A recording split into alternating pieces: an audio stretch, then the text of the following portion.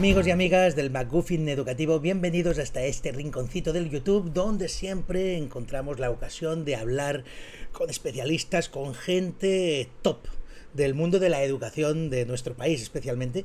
Gente sobre todo que sabe mucho de educación, pero ese perfil que nos gusta tanto, que es el de la educación basada en evidencias. Estamos hablando hoy ni más ni menos que de Gracia Jiménez Fernández, doctora en educación, especialista en didáctica de la lengua.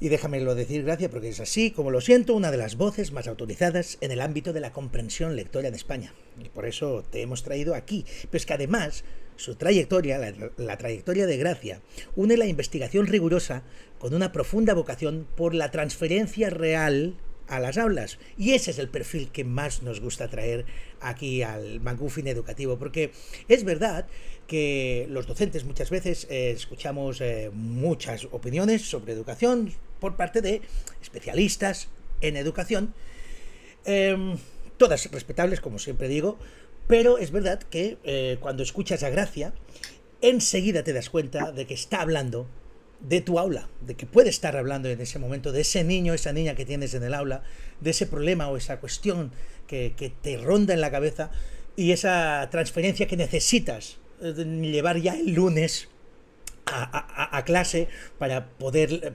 realizarla. A veces hay opiniones, como digo, muy respetables, donde a los 30 segundos te das cuenta de que están hablando de educación, pero son entelequias que a veces, pues muchas veces no aterrizan en el aula y el docente, pues muchas veces desconectamos porque, claro, mensajes ampulosos y cargados de retórica los hay a miles, pero con la sencillez con que lo explica Gracia, y permíteme el chiste tonto, con la gracia con que lo hace Gracia, pues poca gente hay en este país, y más en un tema como el de la lectura. Gracia, sé bienvenida hasta este rinconcito del McGuffin Educativo.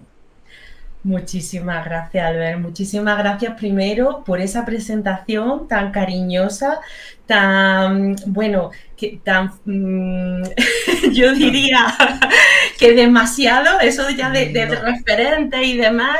Yo desde luego aporto mi granito de arena y lo que sí es absolutamente cierto es esa motivación tan grande que tengo porque la investigación llegue al aula y sean resultados que tengan un impacto social, ¿no? Es decir, para mí eso es una prioridad máxima. Así que, de verdad, muchas gracias por esa presentación tan bonita. Y también muchas gracias por invitarme, por acordarte de mí, porque efectivamente tú invitas a lo más top, y me siento halagada, me siento agradecida por tu invitación, porque para mí es un placer y un honor poder compartir este ratito contigo de charla sobre un tema que sé que nos apasiona a los dos, ¿no? Entonces, es un verdadero placer y un honor.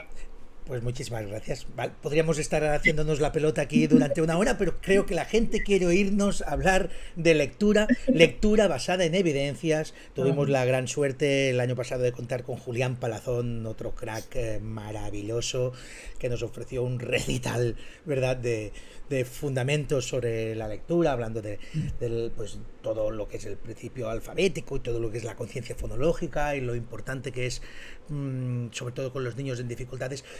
Gracia, aprender a leer es lo más importante que deberíamos tener como objetivo en la escuela.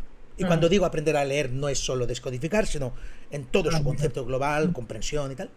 Sí, pues mira, Albert, es verdad que cada uno a lo que nos dedicamos nos parece que es lo más importante, ¿no? También, entonces, quiero empezar con esa idea porque tengo un grado de subjetividad que hay que ser consciente de ello y hay que reconocerlo, ¿no? Que cuando se dedica a algo, efectivamente, ese sesgo está ahí, igual que la gente que se dedica al ámbito de las matemáticas, pues que es fundamental, o al ámbito musical. Yo creo que todos los ámbitos son fundamentales. Pero sí es verdad que la lectura tiene un carácter diferente a otros ámbitos, que es esa transversalidad, ¿no? Entonces, eso lo hace que realmente sea si no el aprendizaje más importante, uno de los más importantes, porque además va a tener consecuencias a nivel no solo académico, sino a nivel personal, a nivel social.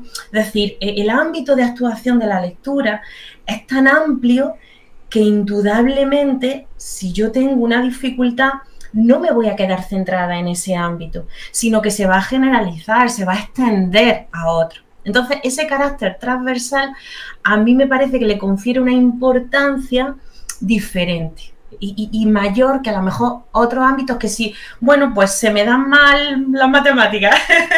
Bueno, pues quizás no me dedique en el futuro a ese ámbito y me quede con unas matemáticas básicas. Pero sí es verdad que el tema de los problemas de lectura, de los problemas de comprensión pueden ir más allá y no podemos evitarlo, no podemos dejar de leer para conseguir determinados objetivos. Por eso, a pesar de ese sesgo, sí que me parece que realmente es uno de los aprendizajes más importantes, más relevantes y a los que deberíamos dedicar atención y mimar desde el colegio. Permíteme que te apriete ya desde el minuto 1, ¿de acuerdo? Coincidiendo completamente contigo, ¿crees que la formación docente es la adecuada para que los docentes que salen de magisterio o que incluso puedan estar realizando algún tipo de formación continua tengan los conocimientos didácticos suficientes y teóricos suficientes como para decir son unos buenos o docentes en la enseñanza de la lectura, siendo tan principal como es? Sí, pues vamos, la respuesta es clarísima y es que no tienen la formación inicial adecuada. No, gracias por reconocerlo, porque tú estás en una universidad y hombre, sí. Yo sé, porque me lo han comentado, que ha tenido la suerte de tenerte como profesora, pues bueno, claro, esto es como si te entrena, yo que sé, Messi, ¿no? Pues vale, perfecto. Pero claro, no todos tenemos de contar con una Gracia Jiménez o un Julián Palazón en las universidades, ¿no? Sí. En ese sentido... Sí, absolutamente hay una laguna importantísima. Debería haber aparte de las didácticas, aparte, porque en realidad yo la asignatura que imparto en la universidad es dificultades de aprendizaje. Es decir, yo ni siquiera le abordo la temática de cómo enseñar a leer, metodología, de cómo es el inicio. Yo le hablo de los niños cuando ya presentan una dificultad, pues cómo hay que intervenirlo a nivel de aula ordinaria, qué tipo de adaptaciones, pero el aprendizaje inicial de la lectura ya se ha dado y ahí es verdad que no lo tocamos ni siquiera en la asignatura. Entonces, ¿que hay una laguna en la formación inicial? Indudablemente sí, desgraciadamente sí. Los docentes salen y aprueban, ahora que estamos en periodo de oposiciones, pueden, pues eso, aprobar una oposición, sacar su plaza y enfrentarse a una clase de primero de primaria y no saber por dónde cogerla. Y no es culpa de ellos, sino de que no han tenido una formación inicial adecuada. Y yo como profesora en la universidad, yo lo veo así. ¿Que intentamos aportar nuestro granito de arena? Pues claro, por supuesto, porque si yo empiezo con mi alumnado a hablarle de métodos globales o de métodos fonéticos, de lo que funciona, de lo que no, y me dicen, gracias, no sabemos de lo que nos está hablando, pues no pasa nada, vamos a abordarlo. Ya está, pero quitándoselo de contenido a las propias dificultades de aprendizaje, ¿no? Claro, que es de lo que hemos venido a hablar en esa asignatura, ¿no? Entonces, es una laguna importante y yo por eso siempre le animo a que profundicen, que tenemos manuales muy bonitos. Julián Palazón tiene un manual muy bonito, Juan Cruz Ripoll ha hecho una maravilla que yo digo que debería convertirse en asignatura. Ya tenemos ahí la asignatura que podría... es otra maravilla de persona, además. Sí. De persona. Buah, absolutamente. Es que tenemos unos cracks en este país, de verdad lo digo, es que tenemos unos cracks y están como desaprovechados. Totalmente. Los micros siempre los tienen, con perdón, no quiero nombrar a ninguno, pero siempre tienen micro un poco los más espectaculares, que después no pisan aula, lo siento, pero no están ahí para nada, ¿no? Hacen, lo que digo, grandes titulares, ¿no? Grandes cosas, frases muy pomposas, rimbombantes, muy pomposas, ¿verdad? Pero que no llegan a nada. Y luego tenemos a gente como vosotros haciendo manuales o trabajo de investigación de altísima calidad y que da una información absolutamente, os lo digo, buscad todo el trabajo de Juan Cruz Ripoll, Julián Palazón, la propia Gracia Jiménez. Buscarlo. Héctor Ruiz acaba de escribir Héctor, que acaba de publicar un librazo. Es decir, necesitamos todo esto porque debemos eso, empezar los docentes a formarnos pedagógicamente, didácticamente en algo tan importante como es la enseñanza de la lectura. Los resultados PILS, por ejemplo, del informe PILS, persisten en las grandes dificultades de comprensión lectora en muchos niños. Bueno, imagino que ya hemos nombrado una de las causas principales de estos resultados. Quizás la baja formación didáctica podría explicar alguna de estas cuestiones. No sé si tendrías, en tu opinión, alguna causa más contra la que debamos estar ojo a visor. Pues mira, en PILS puntualizar que no solamente estamos bajos, sino que cada vez más bajos. Que ese es el problema, porque incluso si nos estabilizáramos, bueno, somos bajitos, pero estamos ahí, pero es que cada año es un poquito menos, ¿no? Es decir, cada vez hemos tocado fondo, parece, ¿no? Claro, seguimos bajando y bajando sin tocar fondo. Absolutamente, ¿no? Y además, Cataluña y Andalucía, hombre, estamos por la cola, estamos los dos allí, estamos separados espacialmente en el país, pero en comprensión lectora estamos junticos por la cola. Preferiría compartir con vosotros pues unos berberechitos y una cerveza, pero bueno, compartimos malos resultados en comprensión lectora. Efectivamente, ¿no? ¿Cuáles son las causas? Entonces, ¿qué estamos haciendo? ¿Qué está pasando? Claro. Es preocupante porque realmente algo está pasando. Es verdad que la comprensión lectora es una habilidad muy compleja. Cuando estamos hablando de ese resultado final que es comprender un texto, no es solamente un factor, dos factores, normalmente son muchos y además siempre de manera interactúan entre ellos, ¿no? No es algo de manera individual. Uno de ellos, lo que hemos comentado, ¿no? Esa falta de formación específica para la enseñanza. Pero después también otro de los factores puede ser la orientación de la enseñanza, ¿no? Ese día a día de los materiales que tenemos, de los instrumentos que tenemos supuestamente para enseñar comprensión lectora, también tienen una orientación que no es la adecuada, ¿no? Que no es la adecuada para realmente estimular aquellos procesos, aquellos factores que están detrás de la comprensión lectora, ¿no? Entonces, es verdad que algunos niños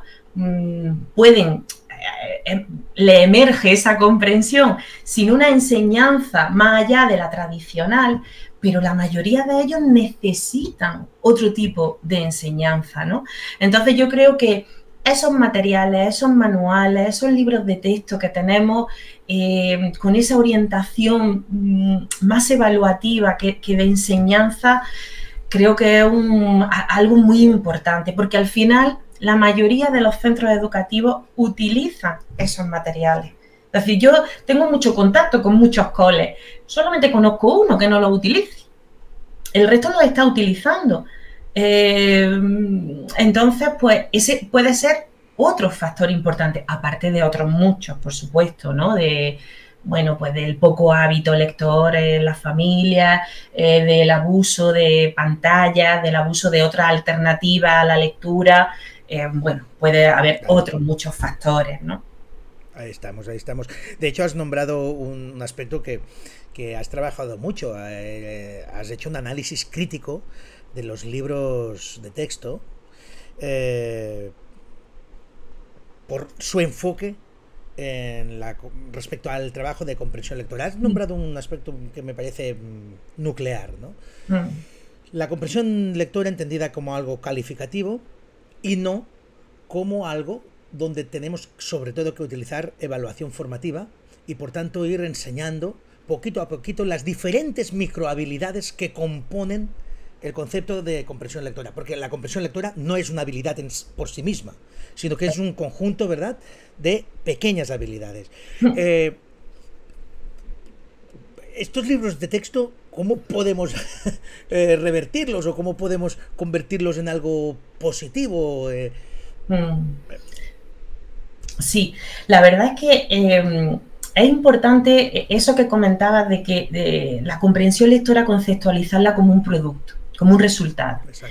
Si yo tengo una serie de factores, de microhabilidades, como quieras denominarlo, ¿no? Yo muchas veces lo denomino como ingredientes de la comprensión, ¿no? Entonces, si yo quiero llegar a comprensión lectora, yo necesito buscar una serie de ingredientes. Como decíamos antes, la comprensión lectora es una habilidad muy compleja, los ingredientes son múltiples. Y a nivel de aula yo no tengo control sobre todo, es decir, no somos todopoderosos, eso es importantísimo tenerlo en cuenta. Pero lo que sí que nos dice la investigación es que hay como unos ingredientes básicos que me van a permitir obtener ese producto. Entonces, creo que esa conceptualización es muy importante, no centrarnos en el producto final, sino en qué ingredientes tengo que tener para conseguir como producto final la comprensión lectora. Eso es importante, por lo menos me parece, porque realmente cambiaríamos el foco de los libros de texto. Esos libros de texto, o en general materiales de comprensión lectora, que los hay y abundantes, vamos. Resumámoslo claro, lectura y 5, 6, 7, 8 preguntas. Efectivamente. Este es el trabajo de comprensión lectora. Ese es el trabajo de comprensión lectora. Le pones un texto, tiene que leérselo, le das alguna cosita de vocabulario, sí, le pones negrita alguna palabra nueva, se la defines al lado y ya está. Y después le haces esa serie de preguntas, ¿no? Ese tipo de materiales, ese tipo de orientación, pues claro, estamos evaluando si el niño comprende o no, es decir, si ya observamos el producto o no. Entonces, claro, estamos haciendo ese enfoque evaluativo, ¿no? Y es verdad, en el sentido que tú comentabas, la evaluación formativa en comprensión lectora es fundamental. Yo se lo digo a mis alumnos, que pues van a ir cambiando probablemente de centro hasta que se estabilicen en uno, ¿no? Es una manera de conocer a tu alumnado. Tú llegas y te ponen el primer día a dar clase en un tercero de primaria. 25 criaturas que no conoces. Pues claro que tenemos que evaluar. Claro, para poner una calificación y no, para conocerlos mejor, para yo poder saber mi clase cómo respira y decir, ay, mis niños que los narrativos se les dan muy bien, pero en los expositivos no pillan nada. Pues ya sé yo dónde tengo que orientar mi día a día con ellos, ¿no? Entonces, esa evaluación, por supuesto que tiene que estar, pero en momentos puntuales, El resto del tiempo, ¿qué tenemos que hacer los docentes? Enseñar. Esa es. Sí, fácil, ¿no? Ya está, eso es lo que tenemos que hacer. Tenemos que evaluar un 10% de nuestro tiempo, porque es muy valioso. No quiere decir esto cuando yo hablo de esa orientación evaluativa que no sea adecuado. En momentos puntuales hay que hacerlo, ese 10%, y el 90% del tiempo pues tenemos que estar pues enseñando.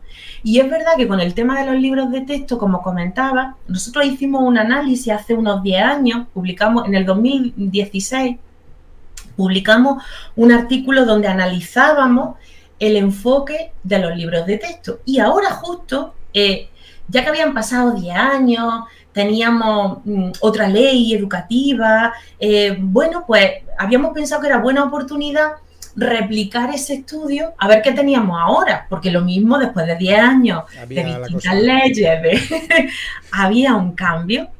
Bueno, pues los resultados de ese estudio es verdad que son un poquito mejores, que a mí siempre me gusta sacar la parte positiva de todo, de vez en cuando ves alguna estrategia, de vez en cuando ya hay algo relacionado con los procesos, pero como resultados generales, como patrón general, es exactamente el mismo que hace 10 años. Abuso de textos literales, cuando los expositivos, de textos, perdona, narrativos. Cuando sabemos que los textos expositivos son los que son un reto para el alumnado. Abuso de preguntas literales que implican no tener que leerse el texto apenas, sino buscar un dato. Y después esos hábitos que van cogiendo en primaria los van repitiendo en secundaria, en bachillerato, en la universidad, ¿no? Creamos un hábito Claro, para porque afrontar la comprensión lectora, que no es el habitual. claro, que te impide hacer una profundización, ¿no? Eso. A mi alumno yo les doy un texto, ¿no? Que después a lo mejor tenemos que contestar unas preguntas. Me dicen, gracias, pero danos las preguntas. Digo, no, os leéis el texto y después os doy las preguntas. Si no, se leen la pregunta y buscan la información. Porque ese hábito está ya tan interno pero eso que lo ha hecho, un abuso de las preguntas literales. Yo puedo responder a este texto, la mayoría de ellas, solamente buscando datitos, solamente buscando pequeñas, pues eso. Palabras clave no. Claro. ¿De qué color tenía el pelo? Rubia. Pum, rubia, ya está. Y no sé qué le ha pasado a la rubia. Exacto. O qué siente la rubia, o qué crees que ha sentido la rubia al recibir eso, ¿no? Efectivamente, ¿no? Es realmente lo bonito. Entonces, claro, siguen adoleciendo de los mismos problemas de hace unos años. Entonces, cuando hemos intentado buscar el uso de estrategias, porque me preguntabas cómo se puede enseñar, ¿no? ¿Cómo? La enseñanza de la comprensión lectora implica elegir unos factores, elegir unos ingredientes que sabemos que si los estimulamos van a dar lugar o va a haber más probabilidad de que se produzca comprensión lectora, y centrarnos en enseñarlos de una manera explícita, intencional, con un modelado, con unos objetivos claros, ¿no? Es decir, tenemos un estudio muy reciente que también de un TFM que vamos a presentar dentro de poco, que si quieres te lo cuento brevemente, no quiero meter mucha... Lo que pasa es que de algo tan pequeñito es tan prometedor, porque mira, la enseñanza de estrategia es muy agradecida, es muy agradecida, y aquellos de vosotros que lo habéis hecho sabéis que enseguida ves los resultados. Pasa completamente diferente con, no sé, pues obtener velocidad lectora en un niño con dislexia. Bueno, pues paciencia, ganas, retroceso para avanzar. Esa es la realidad. Masticar, ¿no? poquito a poquito. Poquito, efectivamente, ¿no? Sin embargo, la comprensión lectora, cuando tú la aplicas en un aula, es muy agradecida porque ves enseguida los resultados. Y os voy a contar brevemente este trabajo fin de máster, que es el inicio de una tesis doctoral que queremos realizar. Mirad, tengo... el alumno es un maestro en Almería, en un colegio pequeñito, un colegio rural, no de compensatoria, pero bueno, un colegio pequeñito, rural, donde las familias pues normalmente se dedican a bueno, pues agricultura, a un nivel pues que realmente no tienen unos estudios superiores, ¿no? Entonces, realmente, pues bueno, pues se ve que esos niños tienen un nivel pues medio bajo, ¿no? Entonces, este maestro que quería hacer su trabajo fin de máster, pues contaba con ese colegio para hacer una intervención específica en inferencia, para estimular uno de los ámbitos más importantes, uno de los ingredientes básicos de la comprensión lectora, que es saber cómo hacer inferencia y estimular ese procesamiento inferencial, ¿no? Bueno, pues como era en el ámbito de un TFM, hicimos una intervención muy cortita, solo de 8 sesiones, un mesecito de intervención, 2 sesiones por semana, eso es lo que hemos hecho. Y entonces, pues claro, necesitábamos un grupo control. Yo le dije que buscara un grupo control del ámbito, pues otro colegio cercano, más o menos de la misma zona. Bueno, pues no pudo ser, Albert, por distintas razones. Bueno, pues estas son las dificultades también con las que os encontráis cuando... Claro. Entonces nosotras estábamos haciendo otra investigación con un colegio del centro de Granada. Muy bien. Un centro, pues, de un ambiente estimulante, ¿no? Medio alto. Y entonces yo le dije a este estudiante, tengo este centro control, pero probablemente tengamos diferencias previas. Pero bueno, en un contexto de un trabajo fin de máster, vamos a tirar para adelante, porque necesitamos un grupo control. Bueno, pues tenemos este grupo control, miramos, le evaluamos la comprensión lectora a los dos y vemos que efectivamente el de Almería pues saca más bajo de la comprensión lectora que digo, bueno, no te preocupes, vamos adelante. Pues al ver, después de 8 sesiones, solo 8 sesiones, hemos encontrado que los niños del Colegio de Granada se han mantenido prácticamente iguales porque son el grupo control, pero los de Almería se han puesto al nivel del grupo de Granada. ¿Qué tenemos? Tenemos 25, es una muestra muy pequeñita, 25 niños en cada clase, es una muestra, pero te empuja a decir, esto funciona. Esto funciona.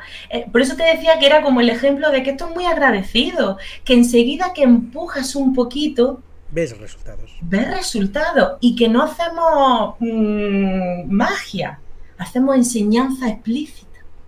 Ya está. Primero, modelas. Ya está, lo modelas tú. ¿Y qué son las inferencias? ¿No? Y empezamos diciendo pues, que los autores no pueden escribirlo todo, que si no los libros serían larguísimos y que por eso tienen que ocultar determinadas cosas y que por eso nuestro papel de lectores es ser detectives para buscar esa información que está escondida, las contextualizas, después modelas y haces inferencias tú, después haces una práctica guiada hasta que poquito a poco van siendo ellos autónomos y se han puesto en 8 sesiones al nivel del Colegio de Granada. Así que yo creo que esto es lo que se debe saber. Y si seguimos una metodología tradicional, pues claro, hay un ligero aumento, porque los niños aprenden. Pero el pico que han experimentado estos niños en el prete y en el póster en comprensión lectora, vamos, eso es una maravilla. Y te podría contar más ejemplos. Es decir, y yo encantado, que lo cuentes porque que veas la baba cómo va creciendo a medida que te voy escuchando. Esto aplicado a otros contextos de niños, pues eso, en colegios de compensatoria, donde tenemos niños de segundo con un nivel de primero, colegios de difícil desempeño.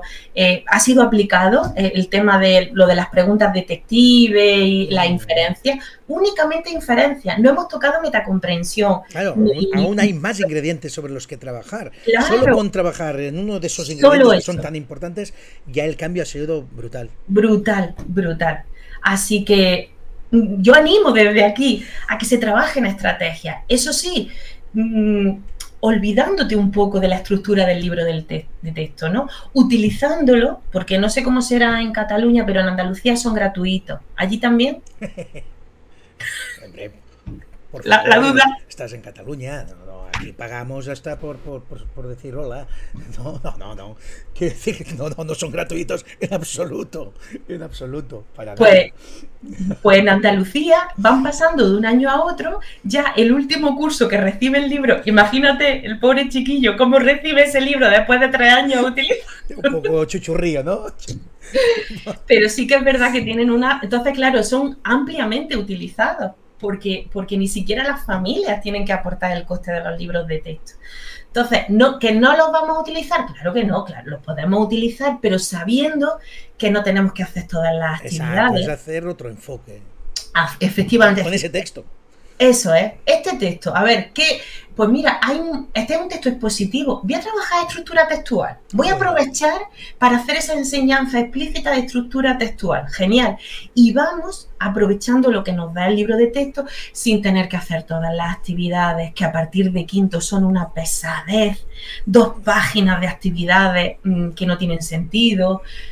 Trabajando el vocabulario de una manera profunda, no solamente amplitud, sino también en profundidad, en fin, que lo utilicemos, pero con otra orientación. Déjame hacerte una pregunta que me ha surgido ahora, porque es una duda, una cuestión que siempre ronda en la cabeza de muchos maestros. Es decir, si tú vas mirando los libros de textos, por obviedad, los textos de primero, segundo, tercero son mucho más cortos que los que se pueden encontrar en el texto de sexto. Ya no hablo de la dificultad, que es obvio que también va creciendo, pero también crece la longitud. ¿Tú eres más defensora o amante de las lecturas largas para trabajar la comprensión lectora, o crees que con menos, incluso también en texto, es más? Pues totalmente, Albert, menos es más.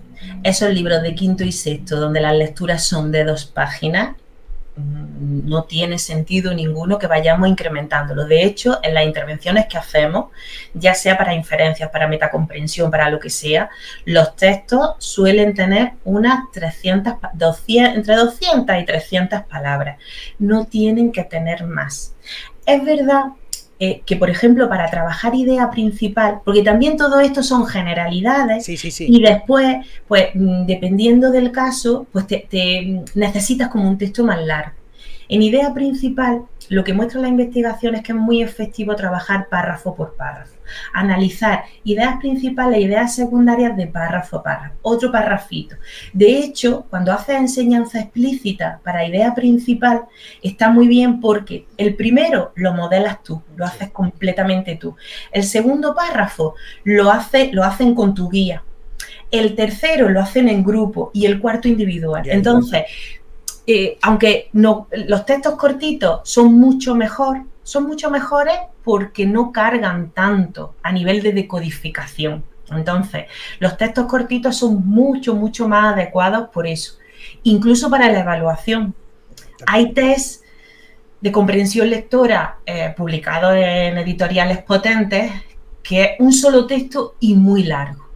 Eso para los niños con dificultades en decodificación les mata, porque a lo mejor no tienen tantos problemas en comprensión, pero como están ya tan cargados cognitivamente de la parte de decodificación, no llegan muertos ya antes de la línea de meta, ¿no? Ya está. Claro. Entonces, por eso, test como el ACL, que siempre recomendamos, pues a mí me encanta como escriben. Lo hacemos. Textos cortitos, con preguntitas que puedes aplicar a nivel grupal, son mucho más interesantes. Entonces, para inferencia, metacomprensión, para otro tipo de ámbitos de vocabulario, con textos cortitos, con la única excepción de idea principal, porque funciona muy bien el hecho de que lo que yo he hecho en el párrafo 1, después ya la enseñanza explícita, que es la clave, insisto, pues te da mucho juego. Entonces, ahí necesitamos un poquito más largo, pero si no, no tiene ningún sentido, porque le carga al alumnado muchísimo. La has nombrado varias veces, tú sabes que yo también soy un defensor a ultranza de la enseñanza explícita y siempre que surge la ocasión hago la misma pregunta. ¿Qué hemos hecho mal? Es decir, ¿qué ha hecho mal la enseñanza explícita para ser perseguida, ninguneada o incluso difamada y machacada durante tantas décadas en este país? No sé, ya no me pongo a nivel ni de Europa ni mundial, pero en este país es obvio. Todo lo que huela a sistematización o explicar cosas es automáticamente pues viejuno, pasado de moda, permíteme la expresión, franquista, es decir, ya te vas hasta ¿no? allá atrás, cuando una y otra vez la evidencia nos dice, y hablamos, y me sujeto solo en infantil primaria, ¿vale? Y podría defenderlo también en secundaria. También lo defendería, pero por acotarlo un poquito, ya que estamos aprendiendo aún a leer, por decirlo así, cuando la evidencia nos dice que es la mejor manera de enseñar. Pero ¿qué ha pasado? ¿Qué hemos hecho mal? ¿Qué está pasando con este tema? Pues la verdad es que sí, que coincido contigo, que esa es la impresión que hay. Totalmente. Y no sé si a veces puede venir de una malinterpretación o de una asimilación con clase magistral, con que la enseñanza explícita es parecida a la clase magistral, donde tú sueltas esos contenidos, que ellos el monólogo, procesar, ¿no? de esa manera. Oye, y que la clase magistral también es maravillosa y necesaria, ¿eh? Como dice Gregorio Luris, que es magistral, es que es buena. Sí, entonces, absolutamente. Un monólogo no tiene por qué ser magistral. Es magistral cuando a ver, en nuestros tiempos íbamos a ver al Pepe Rubianes, se estaba 1 hora y media hablando y haciendo el ganso y bueno, te partías de la risa y lo disfrutabas una barbaridad. Era 1 hora y media de un señor hablando solo. Sí. Eso era magistral. Claro, hay que ser artista, hay que saber comunicar a un nivel muy potente, ¿no? Sí. No todo el mundo puede hacerlo, eso está claro, ¿vale? Pero que es necesario a veces es necesario que te cuenten las cosas de esa manera, ni siquiera implicándote mucho, simplemente transmitiéndotelas, ¿no? Yo tuve un profesor en psicología, que conoceréis, que se llama Pío Tudela, Y las clases magistrales de Pío, yo sigo acordándome, y ya hace muchos años que estudié psicología.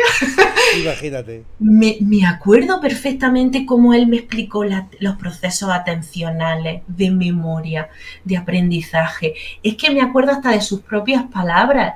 Y era absolutamente, pues, clases magistrales, la mayoría de ellas. ¿No? Teníamos una parte práctica, que también hicimos una nova a mano. pero realmente el poder de lo que me transmitió de conocimiento y lo que yo conseguí aprender, que al final ese es el objetivo, ¿no? Pues también es muy importante, ¿no? Pero es verdad que como se ha asociado a un aprendizaje pasivo y tal, creo que también eso se ha extendido a la enseñanza explícita, porque creo que no se conocen bien los pasos o lo que implica la enseñanza explícita. Ahí estamos. Por ahí publicamos un articulillo de enseñanza explícita en The Conversation. No sé si te ha llegado. No. Pues te lo mando también. Bueno, tengo dos, porque creo que de verdad hay tanta interpretación errónea, que tengo uno de cómo enseñar comprensión lectora, como si enseñáramos matemáticas, ¿no? En esos pasitos así. Y después otro de enseñanza explícita, puro y duro, porque también aplicaba comprensión lectora, porque creo que es más el desconocimiento del concepto, es una mala interpretación del concepto, lo que hace asociarlo. Una reducción, ¿no?, al absurdo, sí, de lo que es realmente la enseñanza explícita. Absolutamente, ¿no? Y también la creencia de que otras metodologías supuestamente activas, sí, o supuestamente innovadoras son efectivas, simplemente porque parece que hay, pues, más motivación, más diversión, más cuando sí. No. Y cuando la gente que ha enseñado con enseñanza explícita a utilizar, sabe que los niños se lo pasan genial, sí, sabe que los niños se enganchan, quieren más, terminan la sesión y ve a los niños como que, pero señor, claro, entramos en esa dinámica de hablar de la motivación y entender que la motivación no tiene que ser algo de arranque, no tiene por qué serlo, puede estar, pero desde luego la motivación que persiste es la que está sustentada en el éxito del niño. Totalmente. Y la enseñanza explícita garantiza. Es al ir poquito a poquito, al ir cumpliendo los pasos de Rosensheim, ¿verdad? De ir dando las cosas poquito a poquito, sí, hacer modelaje, dar andamiaje y tal. Yo hago, nosotros hacemos, tú haces. Al perseguir todos estos puntos paso por paso, la tasa de éxito es tan alta que la motivación sube automáticamente. Así es. Aprender motiva a seguir. Efectivamente. Si uno se ve que no consigue el objetivo, eso es lo que te hace que la motivación te va bajando. Por mucho que hayas empezado con ganas. Totalmente. Pero como fracases. Claro, no, cualquier persona, claro, que nos esté escuchando, que piense en algo que le cueste, pero que consiguiera hacerlo. Exacto. Incluso que no le guste a priori, pero que piense que fuera exitoso. Sí. Eso implica querer seguir profundizando, ¿no? Y los que sois docentes del día a día, porque yo veo a los niños, desgraciadamente, más de vez en cuando, ¿no? Bueno. Pero cuando hago sesiones de estos niños que empiezan con la cabecilla baja, así, y tú vas viendo que van levantando la cabeza, que su postura corporal, todavía no han participado, todavía están ahí, pero tú ves cómo se van abriendo a lo largo de una sesión. ¿Por qué? Porque se van sintiendo que están consiguiéndolo, y entonces, aunque claro, después de una sesión no los veas florecer, pero tú los ves abrirse poquito a poco. Entonces, esa es la motivación que perseguimos. Y ese es un auténtico aprendizaje activo. Claro. Ahí sí que hay una actividad, la que se produce dentro de ese niño, que a veces no es visible a primera vista, pero se está produciendo. Por tanto, no achaquemos el aprendizaje activo solo al moverse mucho y saltar y correr. Está muy bien, vuelvo a decir, para determinadas cuestiones, sino que realmente es lo que está sucediendo aquí dentro, ¿no? En el aspecto también emocional del niño, de cómo va sintiendo interés por algo que al principio pues no le llamaba especialmente la atención, ¿no? Claro. De golpe, ¡pam!, se enchufa ahí. ¡Qué maravilla, qué maravilla! Oh, que disfruto yo con estas conversaciones, gracias. Es que, Ay, y yo. por Dios, estaría todo el día. Tengo 1000 preguntas más, ¿eh? Tú tienes tiempo, ¿verdad? Sí, sí, tranquilo, tranquilo. Vamos a Vamos, yo encantadísima. Vamos a tomárnoslo con calma. Vamos a ir aterrizando, ¿verdad? Lo primero que queda claro y que tendríamos que aclarar es que si queremos mejorar los resultados de nuestros niños, evidentemente el trabajo en el aula es imprescindible, pero mucho más imprescindible es tener una línea de centro que apueste claramente desde I3 hasta sexto, hablo de infantil, primaria y luego también, por supuesto, en secundaria, por un enfoque, como has dicho, pues basado en evidencias y que nos diga cuáles son los ingredientes que no deberían faltar en ninguna programación de etapa en infantil y en primaria. ¿Te parece que hagamos un poco una construcción así, sui generis, a nuestra manera, de cómo deberíamos... imaginémonos que estamos en claustro, estamos con nuestros compañeros y compañeras de I3, I4, I5, primero, segundo, tercero, cuarto, quinto y sexto, ¿vale? Nos ponemos en primaria y vamos a montarnos un poquito cada etapa, cada ciclo, dónde deberíamos poner el acento. Con Julián ya tuvimos un poco esto en el apartado sobre todo de infantil, tenemos claro la conciencia fonológica como parte indispensable y que sigue más allá, esto hay que volverlo a remarcar, sigue más allá del infantil, en primero y en segundo también es fundamental, ¿verdad? Esa conciencia fonológica, pero creo que en nuestros compañeros y compañeras de primero y segundo, el trabajar esa conciencia fonológica se les hace como más raro, posiblemente porque en la mayoría de escuelas el libro de texto ya forma parte desde primero de la realidad del aula.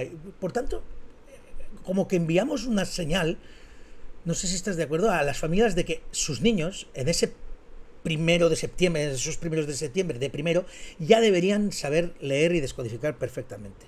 Sí. Y es momento quizás de decir, paremos. Sí, sí, totalmente, totalmente. Bueno, como tú dices, Julián, yo creo que vamos, que lo hace. Entonces, él es especialista sobre todo en esa etapa inicial, ¿no? Otra, pero es algo importante que quede claro que no solamente es conciencia fonológica, que es lenguaje oral. Es decir, la base de la lectura es el lenguaje oral. Y en infantil tenemos que darle mucho peso a eso. Con conciencia fonológica, por supuesto, pero también con vocabulario y también con habilidades narrativas. Los niños en infantil, bueno, la brecha siempre está, ¿no? Es decir, los niños que están más estimulados, tienen un ambiente más estimulante en casa, vienen con más vocabulario y se mantiene, ¿no? A lo largo pero en infantil como que pienso que es que las diferencias son más abismales. Y ahí la escuela tiene mucho que decir, ¿no? Para reducirlas. Ojalá poder eliminarlas, ¿no? Esa sería la idea, pero por lo menos reducirlas. Y el lenguaje oral es nuestro gran instrumento. La enseñanza de habilidades narrativas, de habilidades gramaticales, a nivel de vocabulario, de una manera profunda, no solamente de incrementar el número de palabras que conoce, sino las relaciones entre las palabras, el analizar sus partecitas, todo eso es realmente muy importante, ¿no? En esa etapa de infantil, unido a la conciencia fonológica, claro, que es lo que nos está rompiendo ese lenguaje que escuchamos todo seguido y que después va a ser muy importante, ¿no? Entonces, en infantil, todo lo que sea lenguaje oral será bienvenido. Lo malo es también, bueno, lo malo no es el hecho de que hay que convencer a las familias y hay que convencer también a muchos equipos directivos en ocasiones de que no vamos a tener nada material. Esto es un poco lo que decíamos antes, ¿no? No hay una evidencia clara a corto plazo. Y eso también creo que es muy importante, ¿no? Es decir, los niños que realmente nosotros estamos sembrando semillitas en infantil para que después crezcan y se vaya desarrollando y lleguen a primaria pues ya floreciendo poco a poco, pero no va a haber una evidencia. Entonces tenemos que olvidarnos de esperar resultados a corto plazo. ¿Vale? Esa podría ser también una idea que creo que es importante, no esperar resultados a corto plazo, porque el tema de la conciencia fonológica no es nuestro objetivo final, es una herramienta que nos va a llevar a una parte muy importante que es la decodificación.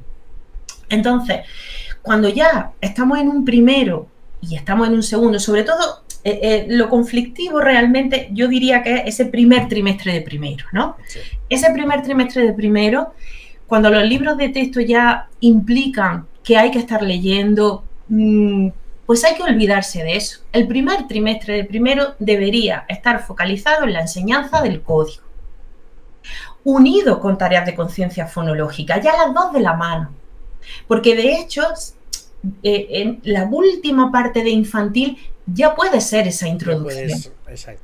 Claro, a partir de que volvemos de Semana Santa, pues a los niños de 5 años es un buen momento, si lo has estimulado bien. Sí, claro, si hay toda la previa oral. Claro, claro, que no es por momento, es por el trabajo que haya hecho previo, ¿no? Entonces, las tareas de conciencia fonológica, cuando se unen con la enseñanza del código, ¡buaf!, el aprendizaje se dispara. Es brutal. Entonces, ese es nuestro objetivo en primero, es decir, empiezo por las vocales. Empiezo por las vocales y empiezo a hacer tareas de conciencia fonológica que me lleven al sonido y a partir del sonido le pongo la grafía. Y otra vez, otro objetivo de letra. Pongo sonido, a partir del sonido digo esto se representa de esta manera y seguimos con esa mecánica, ¿no? Esa es la clave. Focalizarnos esos 3 meses primero en enseñanza del código. Sin, por supuesto, no solamente en eso, ¿no? Pues tendremos que seguir enseñando los otros ingredientes que después se desarrollarán tanto a nivel oral como escrito posteriormente, pero es verdad que necesitamos que los niños aprendan código, indudablemente, y además hacer más énfasis en aquellos grafonemas que son contextuales y que requieren un aprendizaje mayor y darle un poquito de más vueltas, enfatizar también los que se parecen fonológicamente, pues nuestra ñ y nuestra eye, pues siempre si los presentamos de una manera, pues más, cuando esté aprendido uno, presentamos el otro para que consigan discriminar bien, en fin, ya ese tipo de aspectos relacionados con la enseñanza del código. Pero no olvidamos de que el niño tenga que afrontar un texto de lectura en ese nivel. Los textos se pueden presentar a nivel oral y hacer el trabajo de las otras partes en un nivel oral aún, porque no tienen todavía ese conocimiento profundo del código, que es lo que tenemos que enseñar en primero. Después de haber trabajado todos esos ámbitos de conciencia fonológica. Es verdad que a partir de segundo, la conciencia fonológica pierde capacidad explicativa, ¿no? Exceptuando a los niños con dificultades. Claro. Siempre me gusta comentarlo que hay un niño de sexto con dislexia, que no olvidemos la conciencia fonológica, que a veces me sigue llegando al ver la idea de, es que está en sexto, pero que tiene una dislexia tremenda. Tenemos que seguir fomentando esos procesos fonológicos, ¿no? No nos tiene que dar ni vergüenza ni reparo que un niño de 11, 12 años trabaje la conciencia fonológica, si es eso lo que necesita. Claro que no. Al final la dislexia es un problema con eso. Efectivamente, ¿no? que a lo mejor no nos interesa ya una conciencia silábica en un niño. Claro, o no nos interesa hacer tareas sencillas de fonémica, tipo, ¿cuál es el primer sonido? Tareas de síntesis, tareas de segmentación, tareas ya que requieren un procesamiento mayor, ¿no? Pero que son tareas de conciencia fonológica, ¿no? Sí. Entonces, nuestro primer trimestre de primero debería dedicarse a esa enseñanza del código unido a una parte oral que tenga en cuenta los otros factores relacionados con la tipología textual, con las inferencias, con el incremento del vocabulario, con la metacomprensión, que la metacomprensión se puede trabajar desde infantil. Desde infantil a nivel oral. Además, les encanta, porque normalmente es detectar incoherencias entre el texto, ¿no? Y entonces tienen que atender para levantar la mano cuando han visto que algo cambia en lo que están leyendo. Es decir, que desde infantil se puede trabajar inferencias, se puede trabajar aspectos diferentes, ¿no? Pero ya ir bañándolo con esas otras habilidades, ¿no? Y no preocuparnos tanto por aspectos como el tipo de letra, que son aspectos mínimos. Porque la idea es que después puedan leerlo todo, pues le presentaremos distintos tipos de letras, ¿Mm? Pero muchas veces en las formaciones que yo doy como docente, a docentes, tienen esas preocupaciones de ¿y el tipo de letra que utilizamos? Sí, sí, ¿Y sí, qué es tiene que curioso, dar? ¿eh? ¿Y qué? Es curioso porque también fue una temática en su momento que también me preocupaba a mí. Digo, pero claro, hay una Open Dyslexic, hay una fuente que, ¿no? Para disléxico, ¿no? Para gente con Sí, dislexia, tal. Y dices, ostras, sí. de golpe entras en un El mundo mundo. nuevo de caracteres, ¿verdad? De fuentes, Sí, que dices, madre de Dios, estoy utilizando el Arial, a ver si lo he hecho mal toda la vida, ¿no? Resulta que el Arial es una de las sí, buenas también, ¿no? Es decir, sí, que sí, no sí. marca ninguna Claro. diferencia. Sí. Esto es muy Además curioso. que tampoco hay datos concluyentes. No, claro, sí. Del tipo de letra no hay datos concluyentes, pero con el tipo de letra o el tipo de fondo es pues igual que cuando a ti te ponen una presentación en azul y unas letras rojas, dices, ¿qué dice ahí? Sí, claro, claro. Son aspectos perceptivos, ¿no? Que da igual que tengas dislexia que no la tengas. Sí que la separación entre caracteres me parece que sí que tenía cierta evidencia de mejora, ¿no? La separación entre caracteres Mm, de las palabras, estirar las Lo palabras que un pasa poco. es que no hay una efectividad como específica. Es decir, que lo que te viene bien a ti y a mí, Vale. pues les viene bien también a ellos. Lo que pasa es que tú y yo, pues podemos resolver la tarea, ¿no? Pero para mí también va a ser más fácil determinados aspectos, es decir, porque son aspectos como perceptivos Sí. que te ayudan o te dificultan, ¿no? Entonces, claro, pues todo lo que dificulte para ellos, pues claro, si le pones una cursiva No, claro, claro. retorcida, tal cual, evidentemente Esto es van a tener friarlos más más, claro, dificultades. claro, claro. Hablemos de fluidez. Hablemos de fluidez. Ya nos ponemos en primaria, lógicamente, ese niño ya descodifica con Sí, cierta precisión, por decirlo sí. así, pero queremos fluidez, queremos cierta rapidez, queremos cierta precisión y queremos prosodia. Lo queremos todo.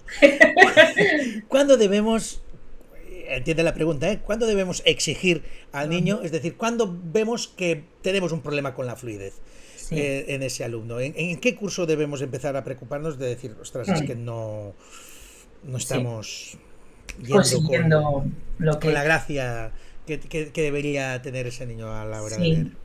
Pues, bueno, es importante que no tengamos prisa.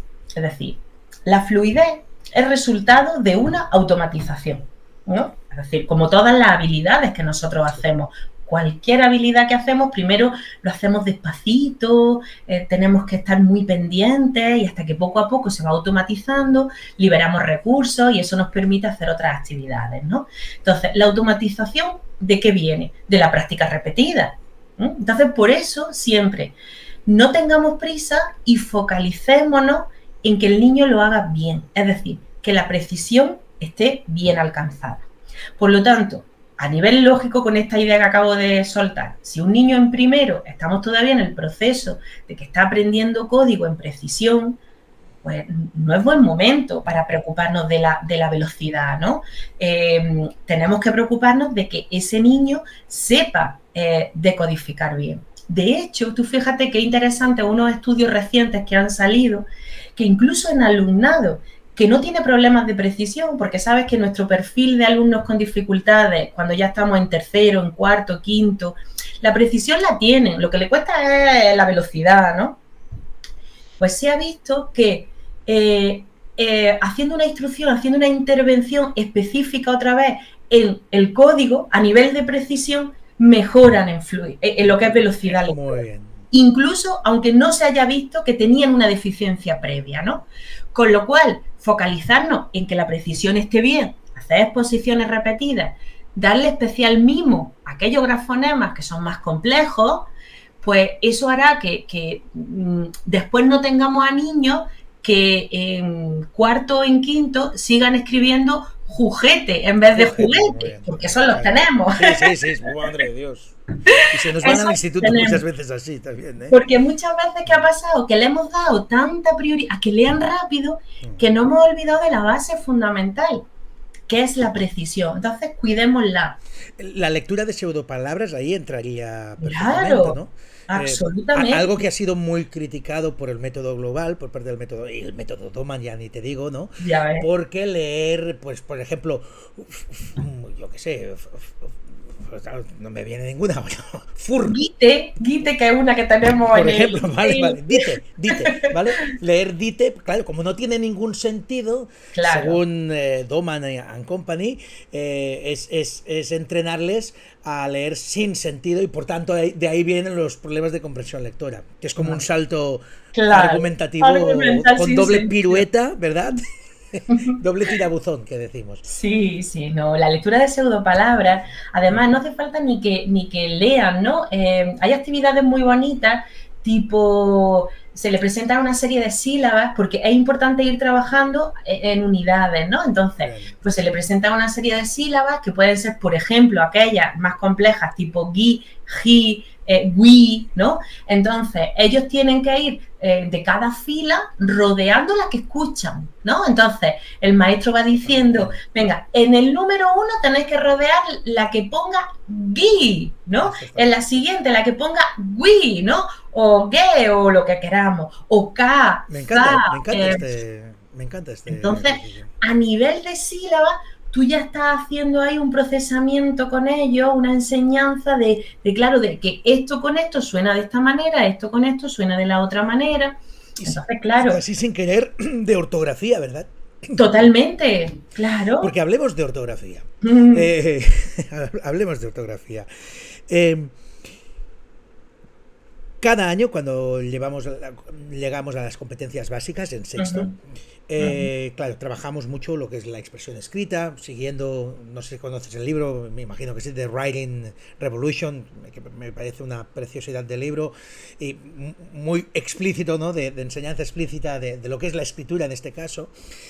Más allá de la crítica que yo lanzo, y que es el hecho de que un niño o niña tenga que hacer en una hora una comprensión oral, 2 comprensiones lectoras de 30 preguntas y luego una redacción de 100 palabras. Y además queremos que lo haga ortográficamente bien.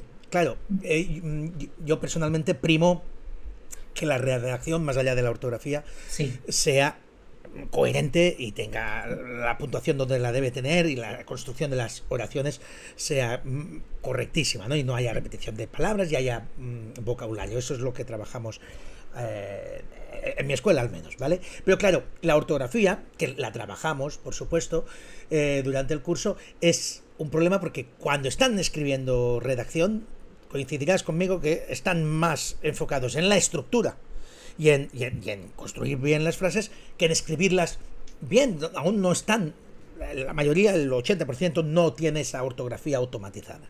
¿Qué pasa? Que luego nos llega los resultados y siempre la ortografía sale baja. Es uno de los aspectos que siempre sale bajo. Es verdad que también estamos luchando contra un dragón creo de 12 cabezas, porque es que con las pantallitas, los móviles y los WhatsApps que escriben como escriben y ven 1000 veces mal escrita esa palabra y esas 100 palabras, pues aún se hace más difícil que en nuestra época, ¿no? Donde no teníamos esas interferencias, ¿no? ¿Cómo podemos enfocar un aprendizaje ortográfico que pueda ser más o menos eficiente o que nos pueda dar unos resultados, siempre pensando desde I3, y quiero decir desde I3, es decir, ¿cómo lo hacemos desde las etapas? Yo creo que sin aspirar a que la ortografía nadie haga ninguna falta a finales de sexto, pero sí aspirar a esa mejora. Porque es uno de los, además es uno de los temas polémicos, ¿no? La ortografía, no, es muy fascista la ortografía, no hay que saber escribir. Yo soy de los que defiende que hay que saber escribir correctamente, ¿vale? Es una de las riquezas también de nuestra lengua, ¿no? Y hay que preservarla. ¿Cuáles serían los enfoques basados en evidencias que garanticen o ayuden a una mejor asumición de la ortografía? Pues has comentado un aspecto que a mí me parece interesante, ¿no? Que una vez más, igual que en lectura, la lectura no es un todo unificado, sino que tiene procesos, a la escritura le pasa lo mismo. Y la enseñanza también debería ir dirigida a esos procesos, de manera específica, porque redactar no tiene nada que ver con lo que es nada que ver. Es un proceso mucho más complejo que lo que implica la escritura de palabras, ¿no? Entonces tenemos que ir abordando cada uno de los procesos que realmente implica hacer un texto escrito, ¿no? Entonces, la ortografía es verdad que nos enfrentamos a esa situación que comentaba, porque es verdad que nuestro cerebro no entiende de ortografía, entiende de regularidades. Exacto. Entiende de lo que se presenta muchas veces. Entonces, si se presenta algo muchas veces, él dice, esto es. De hecho, yo creo que ese sentimiento que tenemos todos los que somos docentes, que no hemos tenido faltas de ortografía cuando éramos jóvenes y empezamos a trabajar con niños y empezamos a dudar de cómo se escribe algo. Es increíble eso, ¿eh? Es decir, en vez de mejorar los niños, empeoramos los maestros. Empeoramos nosotros. Por estar tan expuestos a las faltas de ortografía de nuestros alumnos. Efectivamente, porque nuestro cerebro se vuelve un poquito loco, entonces dice, a ver, ¿esto qué era? ¿Con H o sin H? Esto al final... ¿Con G o con J? Con G o con J. La has visto mal tantas veces por dedicarte a la docencia que ya dudas, ¿no? Por eso de que necesitamos presentaciones repetidas, ¿no? Entonces, esas presentaciones repetidas tenemos que facilitarlas para la ortografía. Tenemos que intentar facilitarlas y tenemos también, una vez más, que explicitarlas. Porque no solamente vale con presentarlas muchas veces, sino que siempre que podamos reducir la inconsistencia o reducir esa duda, lo hagamos. Y también intentemos reducir en el contexto del aula las posibilidades del error. Es decir, esto típico que pues, un niño te levanta la mano, ¿no? Y te dice, profe, con B o con V esta palabra. Pues que esa estrategia de muchas veces de cómo te suena mejor, de que cómo lo pondrías tú, a ver, Paul, no, respondamos para minimizar la posibilidad de que él tenga una exposición incorrecta. Si un niño, desde la palabra más sencilla, siempre animar en el contexto del aula a nuestro alumnado para que pregunte cómo se escriben las cosas. Porque para eso estamos, para eso somos... Para eso estamos. Claro, entonces, ¿cómo se escribe barco? Fíjate que con B, y ya sabéis, con Z, y aprovecha, y con C también. Vaya que te la escriba con K. Entonces, intentar minimizar las veces que nuestro cerebro ve una palabra mal escrita. ¿A veces se nos escapan por lo que comentaba? Pues por supuestísimo. Pero en lo que esté en nuestra mano, en el contexto escolar, intentar minimizarlo para que cada vez sea más automático ese proceso básico que nos permita ir a los procesos superiores para redactar. Que también hay que enseñarlo de una manera explícita, una vez más, con modelamiento, porque todo es igual. Es decir, lo que nos muestra la evidencia es eso, la efectividad de esa enseñanza explícita en cualquier ámbito. No vale que lleguemos al niño y digamos, cuéntame qué has hecho este fin de semana. Ahí te suelto. Ahí te apañas tú como puedas. Una vez más, ¿qué estamos haciendo? Evaluar. ¿Vale? Se lo puedes pedir un día a ver qué nivelillo tiene. Sí. Pero tú ya analizas y dices, ha puesto 3 ideas sueltas aquí. Vale, pues ya sé por dónde tengo que tirar. ¿No? Esa es la idea. De que tú lo utilices para ya después hacer una enseñanza explícita de cómo redactar. Pero es verdad que los niños que están muy pegados a la ortografía ni siquiera tienen esa capacidad, ¿no? Yo, pues claro, es que mis niños con dificultades siempre me acuerdo de ellos.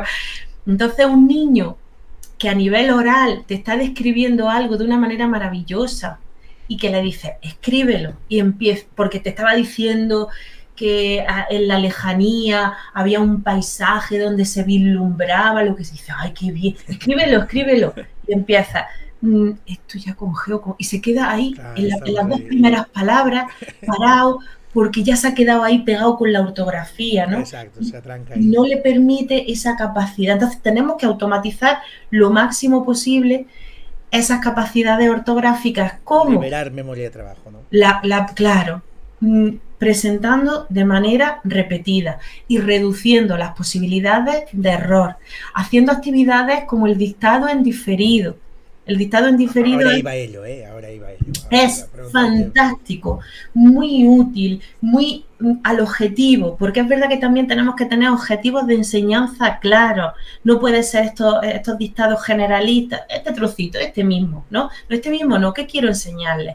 La mayúscula, la BV o la H, mi objetivo claro de lo que quiero enseñarles. Te iba a preguntar ahora justamente por el papel del dictado como recurso en el aula? ¿Qué validez tiene? Sabes que una noticia ahora hace pocos años fue que en Francia volvían los dictados porque habían visto que la cosa estaba tan mal que tenían que volver a lo de antes, ¿no? Pero tenemos que decir que según las evidencias no todos los dictados, no todas las tipologías de dictado son igualmente eficientes. Entonces, hablabas del dictado en diferido, explícanoslo para toda la audiencia. Sí. Este sería un buen ejemplo de dictado para hacer en clase. Claro, de dictado adecuado.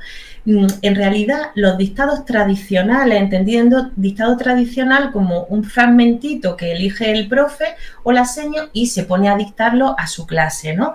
Entonces, ¿ahí qué es lo que pasa? Porque quiero que se analice bien de dónde viene el problema, ¿no? No solamente poner alternativas, sino decir, no funciona bien por esto. ¿Por qué? Porque estamos dando la oportunidad de que se equivoque, ¿no? Entonces, y eso es lo que nos interesa minimizar, como comentaba antes, para que nuestro cerebro siempre reciba inputs correctos. Un inciso, el hacer ese dictado, pero dándoselo a los niños 10 minutitos antes para que se lo estudien, para que lo lean. Pues por ejemplo, sería una buena vacuna contra... Por ejemplo, porque ya estamos minimizando todo lo que sea, minimizar la posibilidad de error, ya es buena técnica, porque el dictado en versión tradicional no funciona precisamente por eso, porque seguimos con no se lo hemos enseñado previamente. Claro. Una vez más, se lanzan a la piscina, es un 50%, BV, pues V. ¿Qué he puesto antes V? Pues ahora voy a poner B, que es la lógica un poco que van siguiendo, ¿eh? Entonces, una vez más estamos evaluando y no estamos enseñando. Entonces, nosotros lo que queremos es enseñar, pues por lo tanto, vamos a hacer un dictado, incluso pues lo tratamos hoy para hacerlo mañana, por ejemplo, y mañana se le da una vueltecilla antes de hacerlo. Aspectos de ese tipo hacen que tengan presentaciones repetidas con palabras correctas, que eso es fundamental. Entonces, el dictado diferido lo que se basa también en eso, en que yo tengo unos objetivos claros de enseñanza y elijo frases cortas. Una vez más, no queremos longitud, no queremos cantidad, queremos calidad. Muy bien. Entonces elegimos 3 frasecitas, 4 frasecitas, porque hemos estado trabajando, pues no sé, los verbos terminados en ger y en gir, y con la excepción del tejer y crujir, ¿no? Bueno, pues ese es mi objetivo de enseñanza. Y yo hago elijo una frase, que ahí también la inteligencia artificial nos echa una mano muy bonita. Cierto es. En la elaboración a César lo que es del César. Claro. Todo lo que podamos beneficiar. Yo antes, a ver qué frase pongo. Que tenga sí, te tenías que romper la cabeza. Ahora el Gepeto te lo Claro, entonces le dices, hazme 4 frases de 10 palabras que incluyan el tejer, crujir, coger y mugir. Sí, ¿no? Y entonces, pues ya está, ya las tienes. Entonces, a partir de esa frase, pues lo primero que se hace una vez más que es, pues enseñanza explícita, ¿no? Claro, explícita. ¿Veis? La primera tiene que estar en mayúscula. Y fijaos aquí que hay un haber.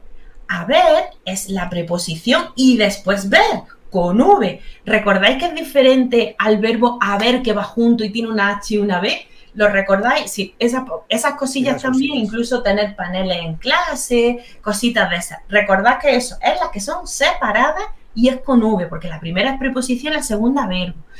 Vas explicitándole todo eso. Se lo vas diciendo, todas las complejidades que haya en esa frase, las vamos revisando todas y ahora se le quita. Y ahora vamos a hacer el dictado.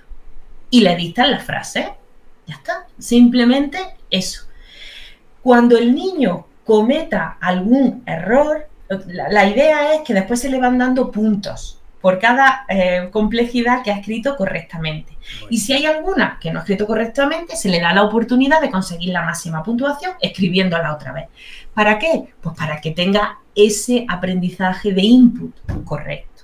Entonces, esa sería la idea de intentar maximizar las oportunidades que tiene el niño de ver las palabras de manera correcta y minimizar los errores que se puedan dar. Incluso en el tema de separación de frases y todo eso va en el mismo sentido, ¿no? Por eso no es adecuado que se le presenten frases que van juntas, con todas las palabras juntas. Porque después tenemos niños en sexto que siguen juntando o separando de una manera inadecuada. Es decir, que en realidad la minimización de los problemas parte de una buena enseñanza. Es decir, cuando el arranque lector es bueno, cuando todo el proceso de enseñanza, esa es la vacuna mejor para que realmente las dificultades después que se van presentando sean mínimas. Voy a hacerte una pregunta muy rara. Me ha venido ahora a la cabeza, y cuando me vienen preguntas raras yo tengo que soltarlas, ¿vale? Me ha venido a la cabeza porque es una situación en la que puede darse, ¿vale? Se da continuamente. Vamos a ver la razón detrás. El niño ha escrito mal tal palabra en el dictado. Pongamos que ha hecho solo una falta, ¿vale? No 10, ni 20, ni 30, ¿no? Una. Y siempre, digamos, desde la tradición más tradicional, se le dice, mira, esta que has hecho mal, me la repites, me la escribes 5 o 10 veces. ¿De acuerdo? Claro, esto que siempre ha sido como un castigo, ¿verdad? Siempre se ha vendido como un castigo. Podríamos, digo, ahora es rarísima la pregunta, pero yo la hago. ¿Podríamos venderlo como una casi necesidad para borrar el hecho de hacerle escribir 5, 8 veces, no como castigo, haciéndole entender que no es un castigo, sino que es la necesidad que tiene ese niño de escribir varias veces bien esa palabra que escribió mal, para intentar borrar un poco la impresión esa primera que tuvo escribiéndola mal? No sé si me has entendido, pero es muy difícil quitarle ese halo de castigo, porque tú has visto cómo copian los niños esas palabras. Claro. Has visto que hacen la primera letrita, la segunda letrita, la última ¿no? Hacen estrategias porque su mente, ¿en qué está? Tu mente está pensando en otras cosas. Claro, es muy rollo. Entonces, alternativas a eso, va. La caja de las palabras, que puede ser personalizada a cada alumno que tenemos en nuestra clase. Cuéntame esto porque tiene una pinta que lo intuyo ya, pero tiene una pinta. Pues mira, la caja de las palabras es... puede ser una caja, en algunos colegios lo he visto como una carpetita de estas pequeñas, ¿no? Donde los niños van a ir metiendo en folio, en trocitos de folio, la palabra en la que se han equivocado, ya sea en lectura, ya sea en escritura, ¿no? Entonces yo, por ejemplo, en la palabra caballo la escribí con V y con Y, ¿vale? Te has equivocado. ¿Cómo podemos hacer que el niño la tenga de manera repetida? Pues ya sabes que en tu trocito de folio la tenemos que meter en la caja de las palabras. El niño escribe una vez caballo, ¿vale? Escribe caballo. Y a lo largo de la semana, de todas las actividades que va haciendo, va juntando una serie de palabras. Entonces, el viernes, quien dice el viernes dice el jueves, en un momento determinado de la semana, nos vamos a poner todos a revisar nuestras palabras difíciles de la semana. Entonces, cada niño tendrá unas diferentes, en las que se haya equivocado. Habrá niños que no tengan ninguna o tengan uno o dos, y habrá otros que tengan un montón. De hecho, los que tienen un montón, pues nosotros como docentes seleccionamos un poquillo, porque si nuestro chiquillo con dislexia se ha equivocado en buhardilla, que se le va a presentar una vez en la vida más, bueno, pocas veces, esa no pasa nada. Vamos a hacer el verbo haber, ¿no? Es así, ¿no? que ese, y ya lo distinguimos con el haber, ¿no? Entonces seleccionamos un poquito para que no tenga demasiadas, ¿no? Entonces, en ese momento nosotros vamos a ir revisando. Es decir, ellos cada uno van a ir revisando todas las palabras que tienen mal. Y vamos a hacer actividades, porque muchas veces son similares, exceptuando los niños que van a tener más, van a ser palabras similares. Entonces las podemos enmarcar pues en una actividad de dictado diferido, donde unamos todas las palabras con problemas. A ver qué frases hacemos tan difíciles. Y hacemos un dictado diferido tras esa revisión, esa exposición, ¿no? Entonces, las palabras que ya conocemos se pueden salir. De hecho, a veces lo llamo el hospital de las palabras. Muy bien, ya están curadas, pueden salir. Le damos el alta. Entonces, esas palabras le damos el alta porque ya están dentro de nuestra cabeza. No hace falta que estén ahí. Ya dejamos sitio libre para las que puedan salir la próxima semana, ¿no? Entonces, es algo que podemos hacer como alternativa a una actividad que está tan pegada a asociarla como castigo, y además que es que no están procesando la palabra, porque otra cosa fundamental es que el niño la procese como un todo. Cuando ese niño vea en su trocito de papel caballo, la ve como un todo y va memorizando esa B, esa L. Sin embargo, al escribirla, la fragmentación que ellos hacen otros lo escriben bien, sí, porque lo tienen más. Pero en muchas ocasiones vemos KKKKK. yo. Pues ya no están procesando de esa parte global que necesitamos para que sea como un todo, ¿no? Entonces, esa sería una alternativa para la presentación repetida de esos errores. Qué maravilla, qué maravilla. La apunto, ¿eh? Hice algo con un alumno que tenía bastantes faltas de ortografía, que muy parecido a esto, que es le hice comprar unas pequeñas flashcards. Sí. Cada vez que hacía falta se la escribía y se hacía la colección de palabras mal escritas, las tenía que ir repasando y luego las íbamos repasando. Y la verdad es que te oía y digo, ostras, pues lo acerté. Pero vuelvo un poco a lo que siempre digo, que vale, lo acerté, pero lo acerté. ¿Sabes? Es lo que me molesta en ese sentido. Es decir, igual que lo acerté, pude no acertarlo. Y es un problema que tenemos muchas veces los docentes. Estamos demasiado pegados a intentar cosas, sí, y a ver qué sale.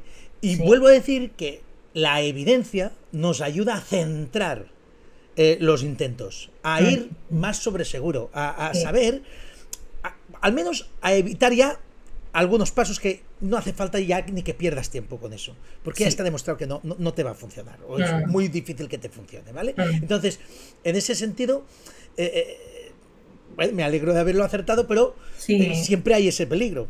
Claro. Por eso pero siempre por la formación y el conocimiento que tenéis, la experiencia. Mira, yo siempre recordaré, cuando yo empezaba en esto, que ya hace muchos años, conocí a una maestra de infantil a punto de jubilarse. Siempre cuento esa anécdota.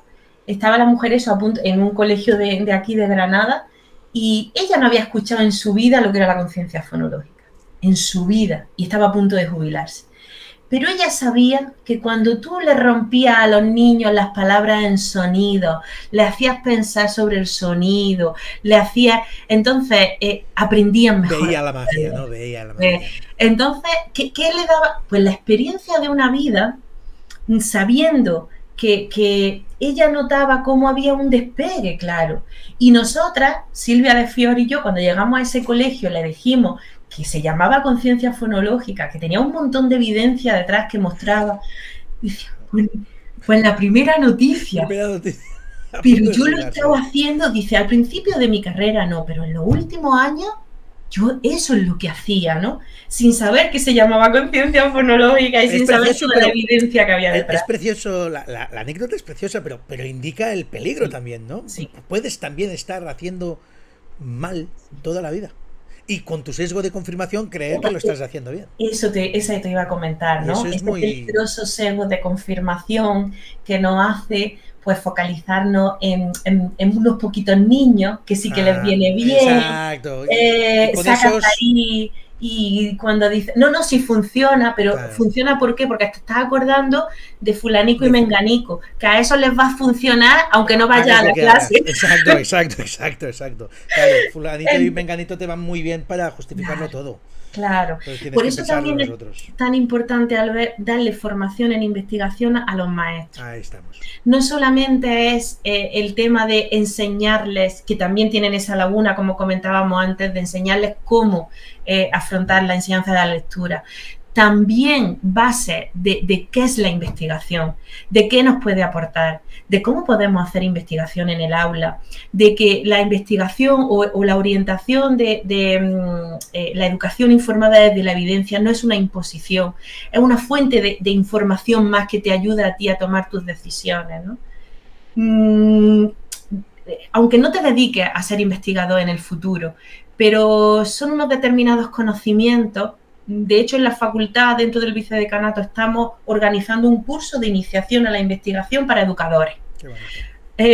Porque creemos que eso, pues, es necesario para evitar esos sesgos, para que nos pasan a todos como seres humanos, que no es nada raro ni nada, todos los sesgos, el listadico de sesgos, eso porque somos humanos, no porque seamos... Eso nos hace humanos. Efectivamente. No hay que renunciar a ello, es decir, es lo que hay. Claro, y además es que es una tendencia que nos ayuda a sobrevivir en el entorno. En muchísimos casos, sí. Es que es así, ¿no? Pero tenemos que ser conscientes para poder controlarlo cuando no nos llevan a un resultado que es el que esperamos obtener. Os prometí que la charla iría de investigación y de cosas prácticas en el aula. Creo que estamos aprendiendo un montón. Gracias, me quedan dos cosillas, o dos cosotas, sobre las que te quiero preguntar, ¿vale? ¿Vamos a por la primera? Sí. Vamos a por la primera. Mira, un aspecto que todos tenemos claro es el vocabulario, como fundamental para entender un texto. Para la comprensión lectora, el vocabulario es, vaya, impepinal, es una cosa absolutamente... En una lengua donde hay miles y miles y miles y miles de palabras, ¿cómo demonios se monta en una escuela un trabajo de vocabulario? Es decir, ¿cómo escogemos las palabras que los niños deben...? Ya sé que es una pregunta imposible de contestar, pero por eso te la pregunto, porque al final hablamos de vocabulario, lo tenemos muy claro, pero vale, sí, has nombrado antes buhardilla. ¿Sale alguna vez? Algunas veces ha podido salir en algún texto, pero es verdad que va a salir una, no mucho más, ¿no? Dos, vale, pero es una palabra interesante de conocer. Sí, es decir, ostras, es que al final dices, ¿cómo escogemos? ¿Podemos hacer una programación, por ejemplo, desde infantil hasta primaria, donde tengamos claras cuáles son las palabras que quieren entender? ¿O eso es intentar poner vallas al campo? Y el enfoque del trabajo de vocabulario debería ir por otros derroteros. Sácame de esa duda, va. Pues mira, es verdad que nosotros tenemos una clasificación del vocabulario en tres niveles. El nivel 1, que es el vocabulario que aprenden los niños en su contexto familiar, pues lo típico de pelota, mesa, mamá, papá, todo ese tipo de vocabulario. Simplemente por exposición, ¿no? Y que prácticamente todos los niños, no sé que estemos hablando de niños con TDL o de niños realmente con una afectación importante, la van a tener, pero que ese vocabulario nos ayuda parcialmente a la comprensión lectora. Porque después cuando nos enfrentamos a los textos, la mayoría del vocabulario es lo que se denomina nivel 2. El nivel 2 es un vocabulario que no se suele aprender en el lenguaje oral habitual. Efectivamente, sino que lo adquirimos a través, en muchas ocasiones, de la lectura o del contexto académico, ¿no? Y ya después tenemos un nivel 3, que es un vocabulario muy específico, es un vocabulario ya relacionado con determinadas disciplinas, ¿no? Que tampoco es muy interesante enseñar, porque, bueno, pues si te vas a dedicar a ser físico cuántico, pues necesitas saber tus cosas de física cuántica, pero yo a lo mejor no las necesito tanto para mi día a día, ¿no? Entonces, ese nivel 2 es el que tendría que ser objetivo de enseñanza. Es decir, aquel vocabulario que normalmente nos oferta el libro de texto o el libro académico, el contexto académico, y que nos es necesario para poder comprender. Entonces, si tuviéramos que elegir palabras de ese nivel 2, aunque es verdad que en muchas ocasiones de hablar con maestras, sobre todo de AL, maestras más especialistas, tienen el problema de que ni siquiera el nivel 1 está bien asentado. Lo que pensamos que son palabras de nivel 1, el niño no las conoce, ¿eh? Cuidado con esto también, porque ahí tenemos ya un problema importante. Pero bueno, ese nivel 2 sería nuestro objetivo. Ese vocabulario que no es específico de disciplinas, pero sí que es fundamental para que yo pueda afrontar un texto. Y después algo muy importante en vocabulario es no enseñarlo como algo aislado, ¿no? Es decir, listado de palabras que me tengo que enseñar, ¿no? Tenemos que enseñarlo en su relación con otras palabras. Si hay un antónimo, si hay un sinónimo, si hay un prefijo, que a mí cuando, imaginaos que aparece el prefijo biología sería un ejemplo de una palabra de nivel 2, ¿no? Yo no solamente le voy a enseñar el significado de biología, le voy a decir que ese bio, lo que significa, para que pueda hacer una aplicación cuando vea, pues, otro tipo de palabras. Efectivamente, ¿no? Que pueda hacer esa generalización. Que se le enseñen palabras también de esa misma familia, que se enseñen palabras que terminan en lo mismo y qué quiere decir, un miento, ¿no? O un ción. Pues ¿por qué termina en ción? ¿Por qué termina en miento? Que haya conexión, lo que se dice eso, pues enseñar vocabulario en profundidad y además enseñar vocabulario en contexto. En palabras, en frases, perdón, esa palabra en una frase, en un pequeño texto, en un pequeño párrafo, que no sean simplemente a nivel de definiciones, que se ha visto que solamente la enseñanza de definiciones no tiene una transferencia real en comprensión lectora. Saben esas palabras, pero no consiguen abordarlas desde otro punto de vista. Entonces, menos palabras, más en profundidad, más su relación con otras y más en contexto. Normalmente de nivel 2. Que ojalá tuviéramos una base de datos que pudiéramos tener el listado, pero eso no sería muy difícil de hacer. Yo creo que eso es cuestión de ponerse a analizar. De hecho, hay bases de datos que hemos utilizado de cuáles son las palabras más frecuentes de primero a sexto. Hay una de la Universidad de Salamanca, tenemos una base de datos con ellos hicieron a partir de los libros de texto de primero a sexto, pues cuáles eran las más frecuentes y están organizadas por frecuencia, por número de veces que aparece esa palabra. Sería cuestión de irnos a ese tipo de bases de datos y decir las intermedias, ¿no? Ni las de frecuencia alta ni las de frecuencia baja, que no les va, sino irnos a las de frecuencia media y hacer esa selección para trabajarlas en profundidad. ¿Qué papel tiene el diccionario, los diccionarios en clase a día de hoy? ¿Crees que siguen teniendo esa importancia y papel que tenían en nuestra EGB? ¿O ya han quedado un poquito ahí atrás justamente porque ofrecen una visión muy, muy limitada de ese vocabulario? Sí. Yo creo que el uso, es decir, cualquier tipo de información que te venga para aportar el significado de una palabra, bienvenida sea. Okay. Además, en general, en el ámbito educativo, todo lo que te aporte, afortunadamente no tenemos cosas muy excluyentes. No, todo aporta, ¿no? Pero es verdad que el diccionario, incluso en nuestra época, es decir, cuando uno no conoce una palabra, ¿qué poquitas veces va al diccionario? Sí.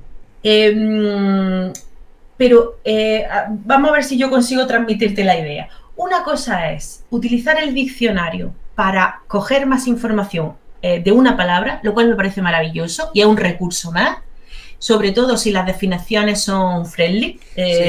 Sí, porque me acuerdo del Rancés en aquellos años 80, claro. Buscabas la palabra, leías la definición y dices, estoy más perdido que cuando empecé. Pero... Totalmente. Entonces, esas definiciones amigables, ¿no? Cercanas, que realmente te aportan información más que me llevo, ¿no?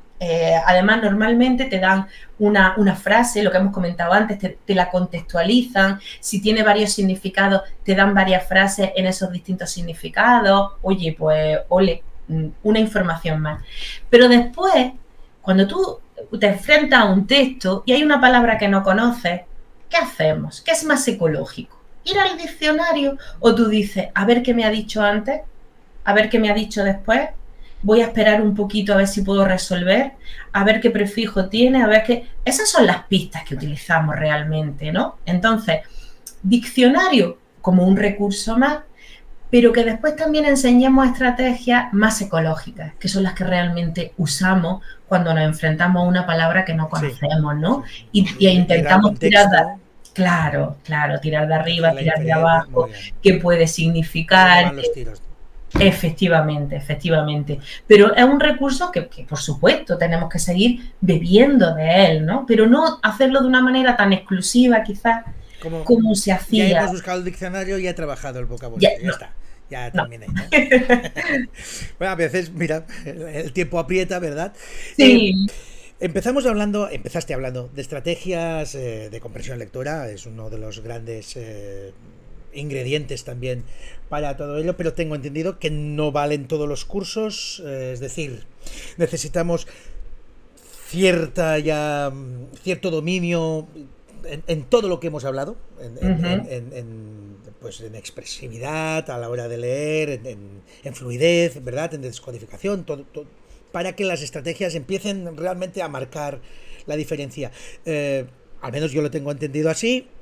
Me rectificas si no es así.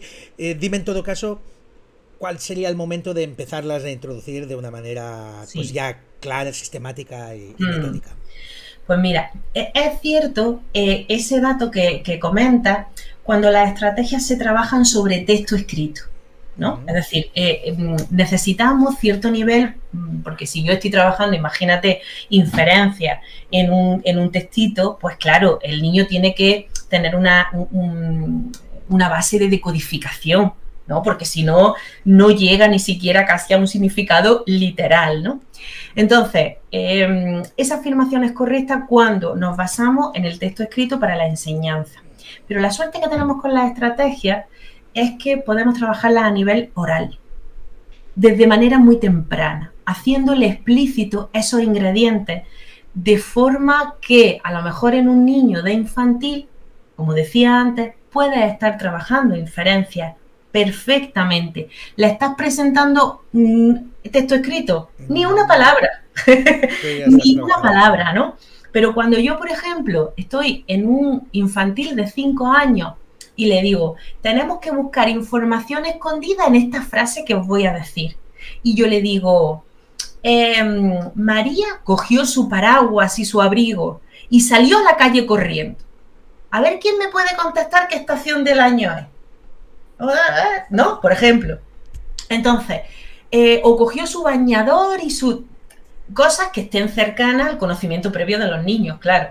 Entonces, yo no he presentado ni una palabra, pero yo ya le estoy haciendo énfasis a esos niños de 5 años que hay información que ellos pueden averiguar sin que esté.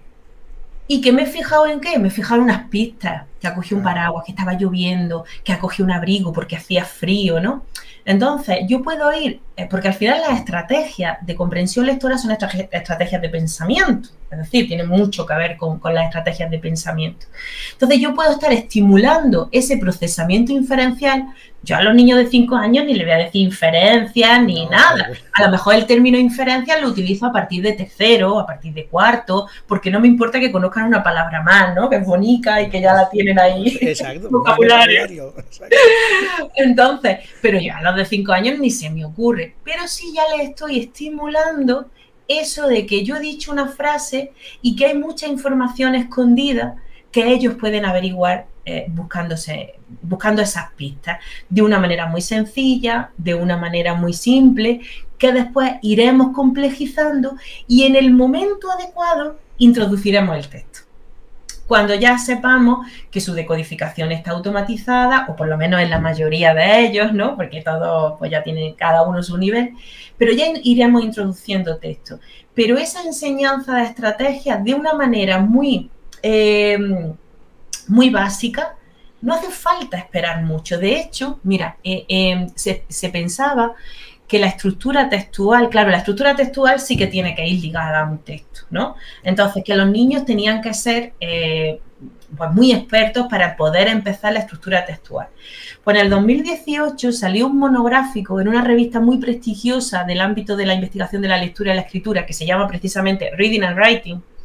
Salió un monográfico de enseñanza de la estructura textual y se vio que era efectiva ya desde segundo de primaria. Es decir, una manera, es muy temprano. Es muy temprano, sí. Es muy temprano, pero ya tenemos datos que indican que es efectivo desde ese punto. ¿Cómo? Pues claro, de una manera muy sencillita, ¿no? Donde las diferencias, a lo mejor se le pone las diferencias entre un texto narrativo y un texto expositivo, y se le va diciendo, se le va explicitando que esa estructura es diferente. Como veis aquí, se utiliza este tipo de vocabulario, de tal, de esto, de lo muy rudimentario. Pues claro que sí, pero ya es efectivo desde etapas muy tempranas, muy tempranas. Ya cuando queremos complejizarlo y utilizar una estrategia de preguntas detectives, por ejemplo, pues ya necesitamos un tercero, necesitamos un cuarto, si la queremos hacer tal cual, ¿no? Ya con todas las fases, pero no tengamos miedo a hacer una metacomprensión desde pequeñitos, ¿no? Porque esos procesos es que están ahí ya, porque esos niños los necesitan para desenvolverse en el mundo. Bueno, yo no sé si te ha quedado algo para decir. Venga, esa espinita. Ay, pues Pues muchas cosas, porque a medida que íbamos avanzando, mi cabeza decía, van surgiendo, ¿verdad? Sí, en el momento mi cabeza decía, me ha faltado decir esto, me ha faltado decir lo otro. No sé algo en concreto, pero sí que la idea es que podemos hacer mucho en el ámbito escolar, que tenemos mucho por hacer, por mejorar, y que está en nuestras manos, y sobre todo que no es difícil, que no es complicado, que solamente requiere, yo diría, bueno, voy a reducir a 2, iba a decir 2. Di 3 si quieres, ¿eh? Bueno, va. Explicitación, sistematicidad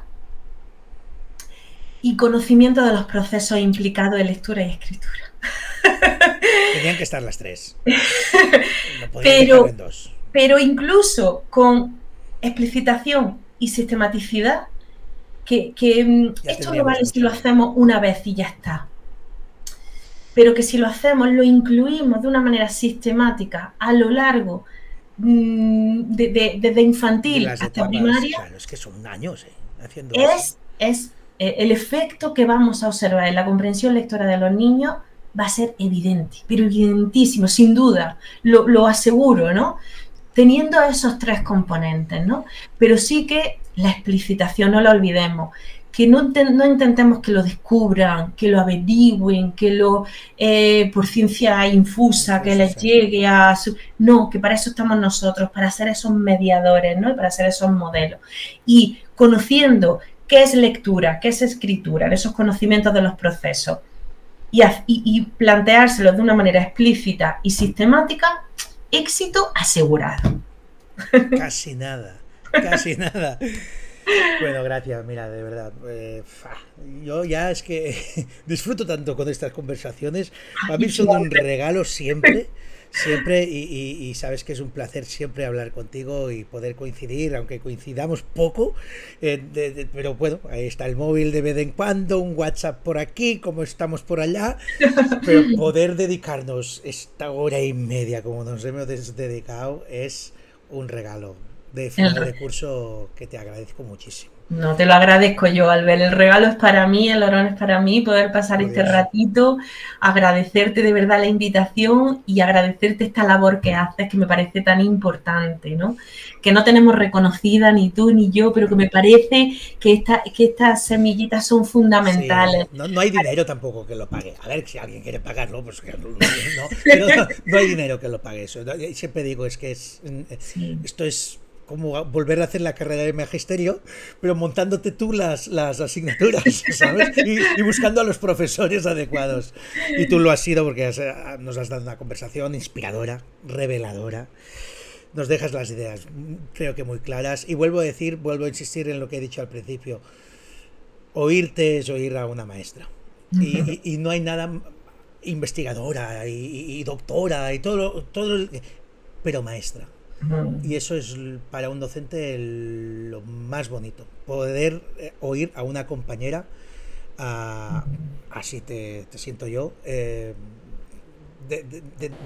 nuestra realidad diaria, y haciéndolo desde la atalaya que la haces, que es tan importante, con todo el trabajo que realizas desde la Universidad de Granada, y con toda esa, déjamelo decir, personalidad y humanidad que transmites a la hora de explicarnos todo eso. Muchísimas gracias, de verdad, Albert. Yo, estando contigo, es que es un placer, te olvidas de grabación, te olvidas de todo, sí? Simplemente hablando con un compañero, con un amigo que compartimos pues inquietudes y pasiones, sí, absolutamente.